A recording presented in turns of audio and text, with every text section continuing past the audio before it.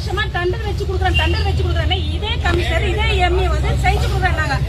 என் வார்டுல பாதாள சாக்கடை சரி பண்ணணும்னு சொன்னா இவங்கிட்ட மனு கொடுங்க அவங்க கிட்ட மனு கொடுங்க.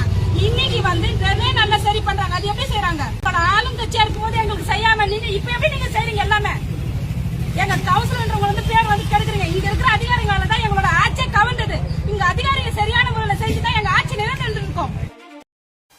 இந்த அம்மா சொல்றது முழுக்க முழுக்க ஒரு தவறான விஷயம். மக்கள்கிட்ட ஒரு கம்ப்ளைண்ட் வந்து நடவடிக்கை எடுக்கலன்னா அந்த ஆபீசர் கவர்மெண்ட் ஆபீசரை நீங்க டிஸ்மிஸ் பண்ணிட்டு போக வேண்டியதானே. அடுத்த வாரம் அந்த வேலையை கரெக்டா வேலை பார்க்க போறான். தாவே காட்சியில என்ன நடக்குது? நீங்க லஞ்சம் வாங்கினாலோ இல்ல ஒரு கம்ப்ளைண்ட் பண்ணி அதுக்கு நடவடிக்கை எடுக்கிறாலோ உடனே டிஸ்மிஸ் பண்றாங்க. அது உங்க ஆட்சியில இல்லாதனாலதான் திமுக கவுந்துச்சு. சாதாரண ஒரு கம்ப்ளைண்ட்டுக்கும் சாதாரண ஒரு சர்டிபிகேட்டுக்கு கூட பணம் கொடுத்து வாங்கக்கூடிய நிலைமையில தள்ளப்பட்டு இருந்தாங்க. சரி, அது கூட இருக்கட்டும். 56 வருஷம் கழிச்சு ஒரு கிராமத்துக்கு வண்டி இப்பதான் கொடுத்துருக்காங்க. அது மட்டும் இல்ல 20 வருஷம் கழிச்சு அந்த ஊருக்கு இப்பதான் தெருவிலக்கே போட்டிருக்காங்க. அந்த அம்மா அவ்வளவு பெருமையா பேட்டி கொடுக்குறாங்க. மனு கொடுத்து 60 நாள்லயே தெருவிலக்கு போட்டாங்க சொல்லி அந்த அம்மா அவ்வளவு பெருமையா போடுறாங்க.